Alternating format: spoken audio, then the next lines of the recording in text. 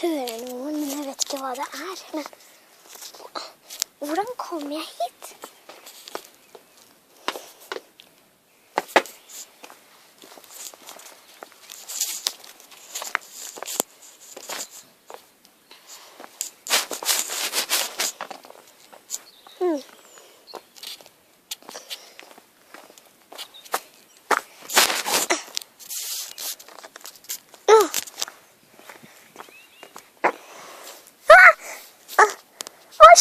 Hva skjedde med meg? Nei.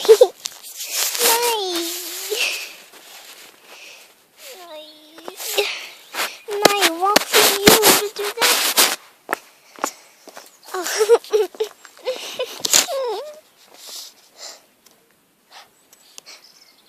Oi. Jeg vil ikke gå inn der, det er skummelt.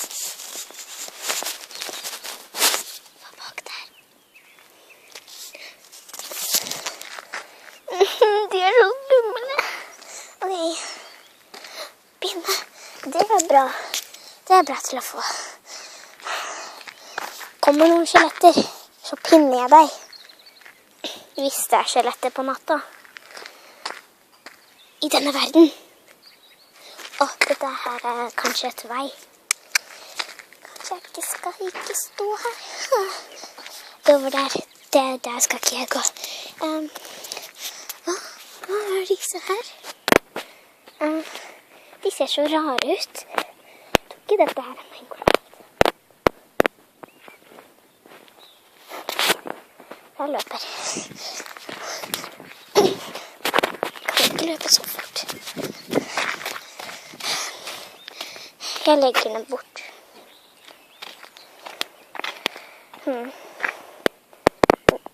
Prøver å legge det bort. Prøver å legge deg bort. Sånn. Nå har jeg en i mitt inventory.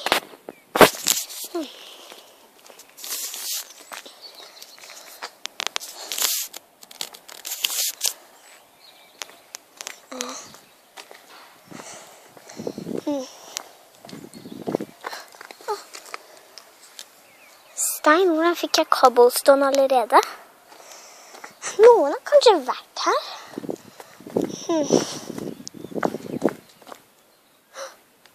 Den er åpen. Cobblestone, det må ta jeg inventory.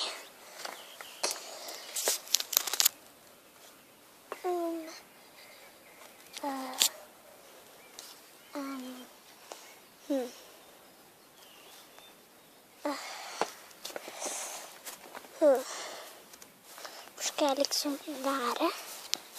Her er jo pinnen min, men...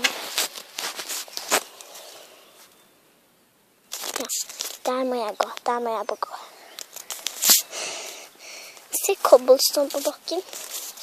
Hvorfor er cobblestone så høy på bakken da? Det er litt rart.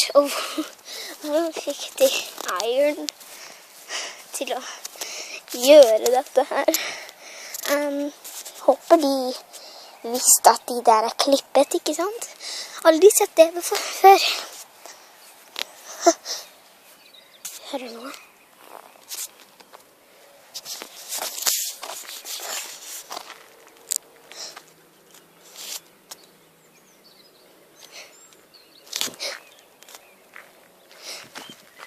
Jeg vet ikke hvor jeg er, men jeg vet ikke hva jeg skal gjøre. Jeg vet ikke hva jeg skal gjøre her. Vet du hva? Jeg skal gå dit inn, fordi jeg tørte ikke å gå.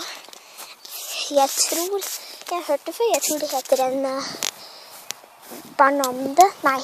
Jeg er så dum å navne ting.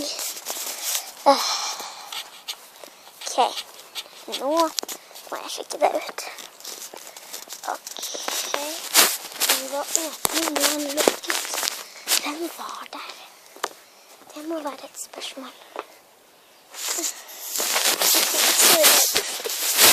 Ok.